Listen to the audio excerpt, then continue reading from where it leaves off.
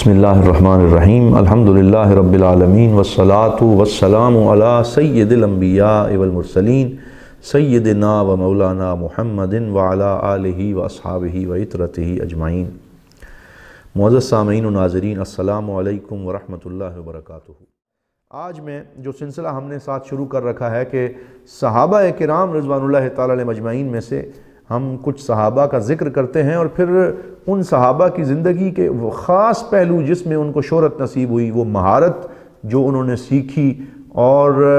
وہ ایک اسپیشلائزیشن جو کسی فن میں ان کو نصیب ہوئی، اس کی ہم بات کرتے ہیں۔ تو آج جس صحابی رسول صلی اللہ علیہ وسلم کا مختصر تذکرہ میں کرنا چاہتا ہوں وہ حضور کے جلیل القدر صحابی حضرت سیدنا سلمان فارسی رضی اللہ تعالی عنہ ہے۔ حضرت سلمان فارسی رضی اللہ تعالیٰ عنہ بہت زیادہ صلاحیتیں رکھنے والے اور خاصیتیں رکھنے والے صحابی ہیں اور ان سے امت بہت کچھ سیکھ سکتی ہے۔ حق کی تلاش میں ان کا سفر اور پھر کمپیریٹیو سٹڈی جو انہوں نے 20 سال کے سفر میں کی ہے، یعنی جسے آپ کہتے ہیں کہ تقابل ادیان کیا ہے، مختلف ادیان کو پرکھا ہے۔ پہلے اپنے والد کے دین مجوسیت کو دیکھا، اس کی حقیقت کو جانا، پھر اس سے جو ہے وہ دل برداشتہ ہو کے نکلے تو عیسائیت کا وزٹ کیا اور بڑے بڑے پادریوں سے ملاقات کی، ان کی پاس رہے، ان کی خدمت کی، انہیں کھانے کھلائے، ان سے حق کو تلاش کرنے کی کوشش کی۔ اور پھر جب 3-4 پادریوں کی خدمت کر چکے اور ان تینوں مذاہب کے اندر حق نظر نہ آیا، پھر پوچھا کہاں جاؤں، تو بتایا گیا کہ تم چلے جاؤ کھجوروں کی سرزمین پہ، اللہ کے پاک نبی تشریف لانے والے ہیں جو آخری نبی ہیں، اور ان کی نشانی یہ ہے کہ وہ صدقہ نہیں کھاتے، تحفہ لے لیتے ہیں، اور ان کے دونوں کندھوں کے درمیان ختم نبوت ہے۔ تو پھر وہ تشریف لاتے ہیں اور حضور صلی اللہ علیہ وسلم کی یہ تینوں نشانیاں دیکھنے کے بعد سرکار دو عالم کے دستے حق پرست پہ بیعت کرتے ہیں، اسلام لاتے ہیں۔ تو یہ کمپیریٹیو سٹڈیز میں مہارت بھی، یہ بھی ان کا ایک خاصہ ہے، اور حق کی تلاش میں سفر، یہ بھی ان کا خاصہ ہے، عبادت، تقوی اور فقر بھی ان کا خاصہ ہے۔ لیکن میں آج ان کی ایک ایسی شان بیان کرنا چاہتا ہوں کہ جس کو اسٹریٹجک پلاننگ یا آپ منصوبہ بندی کی مہارت جو ہے وہ کہہ سکتے ہیں کہ ان کو بہت زیادہ فنون کے ساتھ ساتھ یہ فن بھی حاصل ہوا کہ انہوں نے اپنی پوری جو فارس کی قوم تھی اس کو اپنی آنکھوں سے اس کا مشاہدہ کیا اور منصوبہ بندی میں مہارت حاصل کی کہ جب کوئی مشکل وقت بن جائے، جنگیں ہو جائیں، تو اس میں اچھی پلاننگ کیسے کرنی ہے اور کس طرح ایک منصوبہ بندی کر کے اپنی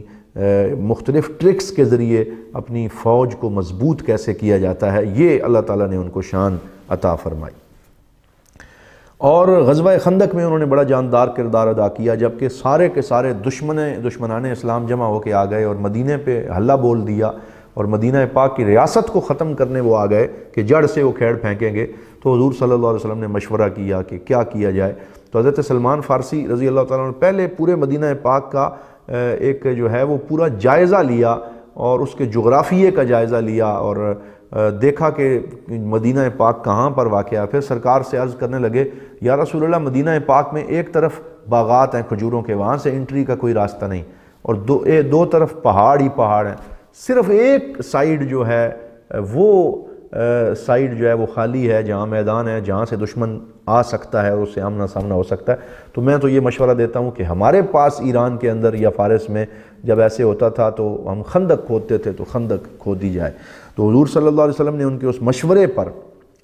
خندق کھودنے کا ارادہ کیا، اور پھر صرف مشورہ انہوں نے خندق کھودنے کا نہیں دیا، بلکہ اس میں کس مہارت سے خندق کھودنی ہے اور کتنی زمین کتنے بندوں پہ تقسیم کرنی ہے، 10 یا 40 افراد کو اتنا ایریا دینا ہے اور انہوں نے اتنے وقت میں اس کو کلیئر کرنا ہے، اور وہ ساری منصوبہ بندی بھی کر کے وہ پیپر ورک کر کے حضرت سلمان فارسی نے پیش کیا، اور پھر صحابہ کرام اس میں لگ گئے، اور پھر وہ خاص قسم کے ترانے اور وہ اشعار جو ہیں وہ سکھائے اور پڑھے کہ جس کی وجہ سے صحابہ کرام کا مورال اپ ہو اور وہ زیادہ محنت کے ساتھ اور شوق اور ولولے کے ساتھ جلد یہ کام مکمل کر لیں۔ تو اس سے حضرت سیدنا سلمان فارسی رضی اللہ تعالیٰ عنہ کی منصوبہ بندی کی مہارت سامنے آتی ہے، اور ان کو ایک بہت بڑا اسٹریٹجک پلانر جو ہے وہ کہا جا سکتا ہے کہ کیسی خوبصورت مہارت کا انہوں نے اظہار کیا۔ اسی وجہ سے جب دشمنان اسلام سارے کے سارے بڑی تیزی سے حملہ کرنے آئے، اور انہیں تو یہ تھا کہ ہم اینٹ سے اینٹ بجا دیں گے اور فوراً گھس جائیں گے اور مار دیں گے، جب وہ پہنچے اور انہوں نے اچانک دیکھا کہ سامنے خندق ہے، تو ابو سفیان بول پڑا اور اس نے کہا ما ھذہ مکیدۃ تعرفہ العرب، کہ یہ ایسی چال ہے کہ آج سے پہلے عربوں کی تاریخ میں یہ موجود نہیں تھی، اس جنگی چال سے ہم آگاہ نہیں تھے، یہ کہاں سے آ گئی؟ تو اس وقت حضرت سیدنا سلمان فارسی کی یہ مہارت پورے عرب میں پھیل گئی، اور جیسے جنگل میں آگ پھیل جاتی ہے یہ خبر پھیل گئی کہ فارس سے آنے والے سلمان فارسی کی ذہانت و فطانت اور ان کی منصوبہ بندی کی مہارت کی وجہ سے مدینہ پاک کو کیسے محفوظ بنایا گیا ہے اور کس طریقے سے جو ہے وہ یہ ہوا۔ اور پھر وہ جب خندق کھودی جا رہی ہے، اس میں بھی ایک حکمت ہے کہ درمیان میں ایک جگہ پہ ایسی چٹان آ گئی ہے جو ٹوٹنا مشکل ہو گئی، بڑی کوشش کی جا رہی ہے لیکن وہ نہیں ٹوٹ رہی۔ حضرت سلمان فارسی نے وہ منظر دیکھا تو سوچنے لگے کہ شاید میری یہ پوری منصوبہ جو ہے یہ ناکام ہو رہا ہے، کہ اگر یہاں سے اس کو نہ کھودا جا سکا تو پھر تو اس خندق کا کوئی فائدہ نہیں ہوگا۔ حضور کے پاس حاضر ہوئے، سرکار دو عالم صلی اللہ علیہ وسلم تشریف لائے، اور آپ نے کدال پکڑا اور خود اپنی نبوت کی قوت کے ساتھ 3 ضربیں لگائیں اور اسے پاش پاش کر دیا، اور فرمایا کہ مجھے فارس کی اور مجھے جو ہے وہ یمن کی اور شام کی چابیاں اللہ رب العزت نے عطا فرما دی ہیں۔ تو اس میں حضور کا معجزہ بھی ظاہر ہوا، سرکار کی شان بھی ظاہر ہوئی، اور اس میں یہ سبق بھی دیا گیا کہ اگرچہ مشورہ حضرت سلمان فارسی کا ہے اور منصوبہ بندی ان کی ہے اور ان کے مشورے کو کنسیڈر کیا گیا ہے اور اس کو ایکنالج کیا گیا ہے، اس کا اعتراف کرتے ہوئے اور اس کے مطابق عمل کیا گیا ہے، لیکن کہیں آپ یہ نہ سمجھ لیں کہ اس میں سارا میرا ہی کمال ہے۔ تو وہ چٹان سرکار دو عالم صلی اللہ علیہ وسلم کے دست نبوت سے اس کو ریزہ ریزہ کروا کے اللہ رب العزت نے یہ سبق دیا کہ اصل میں لا فضل لأحد علی رسول اللہ، اللہ کے رسول پر کسی کو کوئی فضیلت حاصل نہیں، اور جس کو جو کامیابی ملتی ہے وہ بارگاہ مصطفیٰ صلی اللہ علیہ وسلم اور حضور کے قدموں کا صدقہ ملتی ہے۔ اور یہاں حضرت امام سہیلی جو ہیں ان کی کتاب، جنہوں نے سیرت ابن ہشام کی شرح لکھی ہے، الروض العنف ان کی مشہور سیرت کی کتاب ہے، اس میں وہ لکھتے ہیں کہ اتخاذ الخندق من مقاعد الفرس فی الحروب، کہ یہ خندق کھودنا یہ ایرانیوں کی جنگوں میں ایک چال تھی جو ان کے ہاں معروف تھی۔ وَلِذَالِكَ تَفَتَّنَ سلمان وَأَشَارَ بِهِ، اور حضرت سلمان نے بڑی ذہانت سے اس کو سمجھا اور پھر حضور صلی اللہ علیہ وسلم کو اس کے بارے میں مشورہ عرض کیا۔ وَالْفُرُسُ أَوَّلُ مَنْ خندق، اور ایرانی جو ہیں سب سے پہلے خندق کا آغاز انہوں نے کیا۔ وَيَدُلُّ ذَلِكَ عَلَى جَوَازِ مِثْلِ ذَلِكَ فِي التَّحَرُّسِ مِنَ الْعُدُوِّ، اور یہ اس بات پہ دلیل ہے سرکار دو عالم صلی اللہ علیہ وسلم کی سیرت سے کہ دشمن سے بچاؤ کرنے کے لیے دیگر اقوام کے طریقہ کار کا جائزہ لینا، اس کی سٹڈی کرنا اور پھر ان طریقوں کو سیکھ کے اپنے ملک میں اس کی امپلیمنٹیشن کرنا، اس کی اجازت بھی ہے۔ اور یہ ایک بڑا مثالی رول ہے کہ ہماری افواج میں اور ہمارے اداروں میں کچھ ایسے لوگ بھی ہونے چاہیے جو دیگر ممالک کے فنون کو دیکھیں، انہیں سمجھیں، اور پھر جو طریقہ ہائے کار انہوں نے اختیار کیے ہیں انہیں اپنے ملک کی افواج اور اپنے ملک کے اداروں کی کیپیسٹی اور ان کی صلاحیتوں کو بہتر کرنے کے لیے لا کے استعمال کریں۔ تو یہ سبق بھی سیرت النبی صلی اللہ علیہ وسلم